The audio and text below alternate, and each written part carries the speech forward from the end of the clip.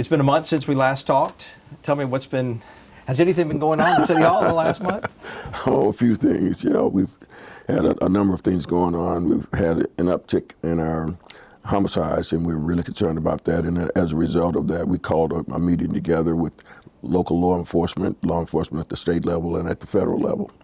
And we also brought together our faith-based community, our nonprofit organizations that are in this space about mental health, wellness, looking at violence intervention, violence prevention. And we're trying to put together a strategy to put a more concerted effort around crime prevention. We've started the quick response team with JPD. Has a much higher presence in the community than it has in the last few months. We started that right before the 4th of July. And that quick response team has had some really good results in terms of apprehensions of folks with outstanding felonies, felons in possession of firearms. We've written a number of citations, but we're just trying to increase the police presence, but knowing that we can't put everybody in jail.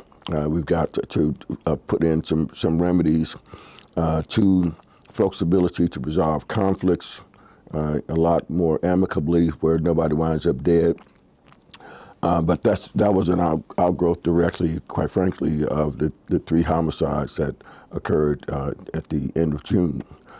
So we're looking at that. We're talking to groups like the Bloomberg Philanthropy about putting resources behind a violence interruption strategy that we're trying to put together right now. Our violence prevention program with the mayor's office is working directly with that. On the subject of crime, are you satisfied with Chief Rayshaw Brackney's job performance so far? I'm very much satisfied with her performance. We brought her into this community to be a change agent, and she's shaking things up, and she gets a little criticism for that, but that's to be expected when people are resistant to change. They're going to push back, but I'm very committed to her leadership as chief of police, and I think she's doing a great job. But there's got to be some growing pains, just like in City Hall. We're having a lot of growing pains right now because we're trying to disrupt the way things used to be, and that's going to have some criticisms, and that's to be expected. But change is coming, and I think it's good change. What's the latest on the JTRAN strike? JTRAN strike, we have been talking all along to both parties, the operator side as well as the union side, and have been encouraging them to reach a resolution. Just today, I've instructed my city attorney to reach out to both sides along with the federal mediator to come together with the city and to sit down with the city to see how we can work this matter out. We were close this past Friday, and then I'm told that the union decided that they didn't like the deal and they walked away. And it's been tough getting people back to the bargaining table. So I'm hoping that by the city's interest in direct involvement, that we can get all parties there and get to an agreement. So have there been no further negotiations to your knowledge since that mediator meeting on Friday? To my knowledge, there have not been. Okay. Do you agree with Councilman Stokes' proposal that the city should end its contract with MV Transportation if the strike is not over by the next council meeting? Even though we may want to bring about change in a lot of different areas, I don't see that happening. MV is not making money in this market. And I'm part of, they have 90 other operations in other parts of the country. And the fact of the matter is the city doesn't have any more money to put into our JTRAN system. MV, the operator, is not making money in this market. It's going to be tough to get some other operator to come in here to want to take over this market. So MV isn't making money even when there's not a strike happening? My understanding is no, because they're having to cover expenses of the substitute drivers coming in, and it's not a boon for them. They're draining blood on this thing, especially as the strike continues to go on. Nobody's making any money except that the workers are having their salaries covered by the national union, but I don't think that's going to go on forever. And as of this past August 1st, the workers are without benefits because the contract has expired, so they're without health care benefits. This can't go on. And we're going to try to step in and try to be the adult in the room to say, where is the breakdown? What's the sticking point here? We understand that they had worked out a deal on the salaries. We understand that they had worked out a deal on the safety agreement. Those were the two major deals. The only other thing that seems to be amiss is the whole issue of microtransit. That's using smaller buses to do the work of the big buses. Now, to me, that makes a lot of sense if we were to go to smaller buses, because I look at ridership when I'm driving around town looking at buses. There's not a lot of pedestrian, not a lot of user traffic on those buses. So I would love to see us go to microtransit as an option. But I'm also aware of the sensitivity that folks have about it. And so what I've said to folks is, look, you've agreed on the wages, you've agreed on the safety conditions. We will commit as a city that we will not require any microtransit to be put in place until there's been an independent evaluation of the benefit of microtransit for this community.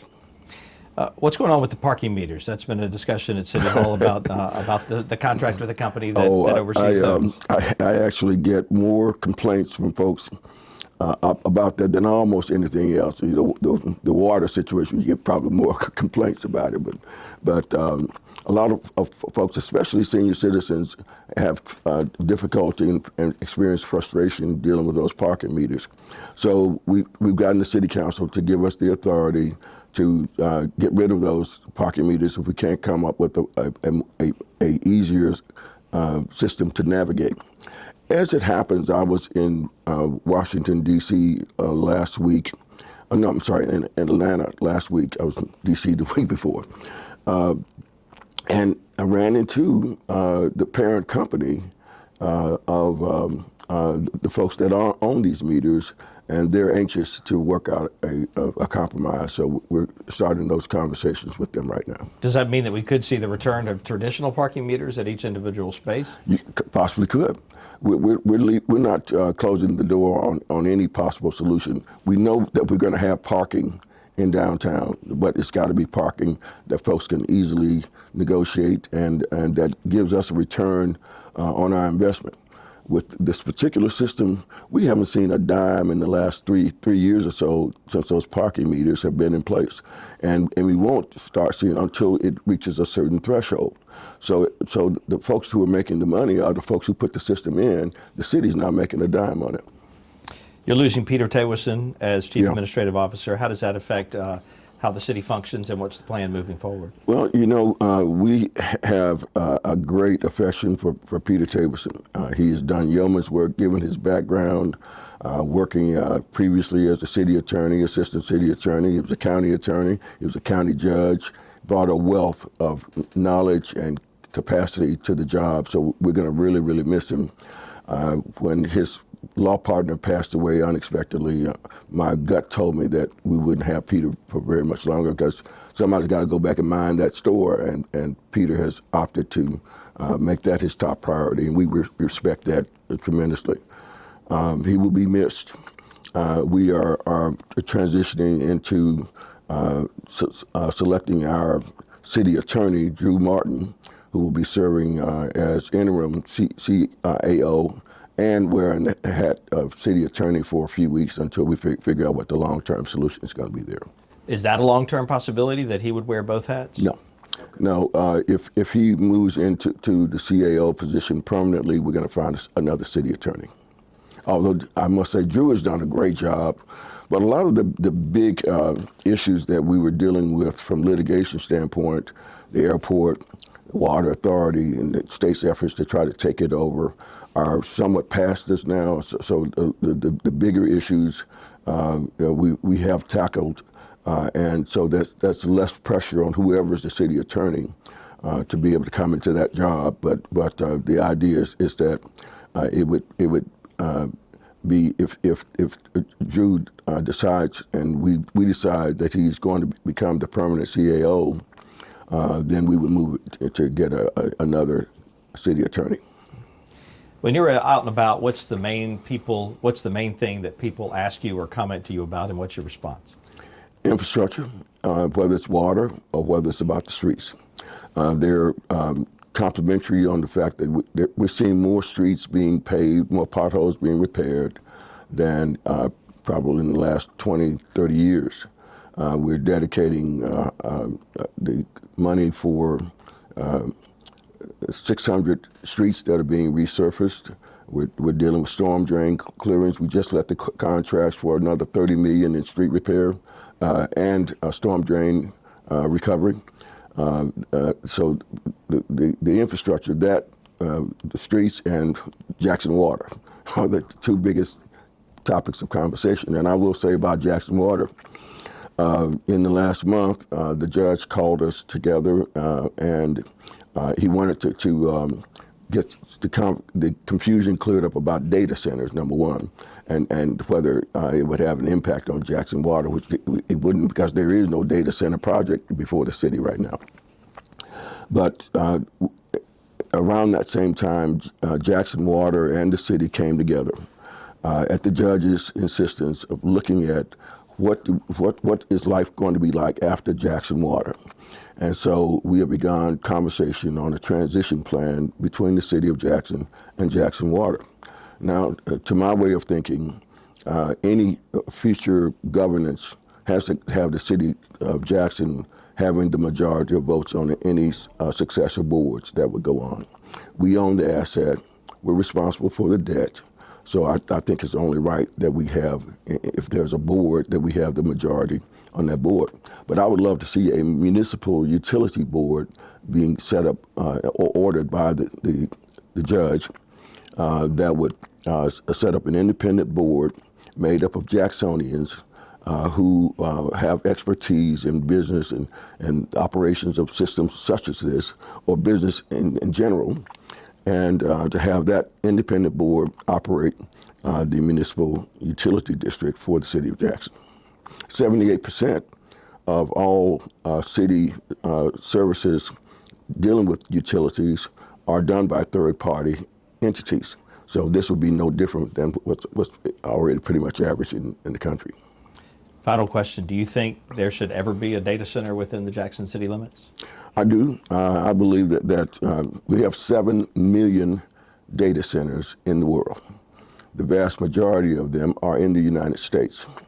The issues that are of concern to folks can be addressed through an ordinance. What kinds of requirements, conditions you must, as a developer, observe and follow if you bring a data center into this community. And I think we can address concerns about water usage, about the use of electricity and who pays for it, any air contaminants that might be of concern. We put all that in the rules and regulations around which you bring a data center here. But we would be remiss on an opportunity, a great opportunity, if we don't seriously consider allowing a data center to operate in our confines. We can deal with the environmental concerns, we can deal with consumer concerns, but we also need revenue and resources in this community. Data centers are the best deal in town right now in terms of bringing revenues and bringing resources into this community. Somewhere along the average of $85 million are going into Madison County every year for the next 10 years, and then the revenue goes up. So with us being as cash poor as we are, as long as the operations are safe and are environmentally sound, why wouldn't we go after trying to recruit a data center into this community that's so cash poor right now? Those revenues for ad valorem taxes would go towards fixing these streets, cleaning up the blight, putting more resources toward public safety, and it's putting money into our education system, all of which are things that we badly need in Jackson. Anything else? Yeah, I'd like to say that we have started the process of our drawdown of federal funds that we were successful in getting earmarked for by members of Congress, Congressman Thompson and Congressman Guest. Each were able to get $1,125,000 each for some storm drain work that we're going to do in Midtown and over in the Queens. We had $26.5 million that the city was able to get, the county was able to get, along with some of our nonprofit citizens in the community. So we're dealing with drawing down that $26.5 million so we can get busy on additional infrastructure support, improving our museums and our museum trail, things that are going to bring tourists into the community, but also improvements like West Side Community Center. We got $400,000 to improve the community center over there, money in the Presidential Hills and to Northwest Jackson. So we're in the business of making sure we draw down that money so that we can spend that money so that we can go back to the legislature next year and get more money. And so we're trying to be mindful of being judicious and timely in drawing down those funds. Mayor, thank you. Great to see you.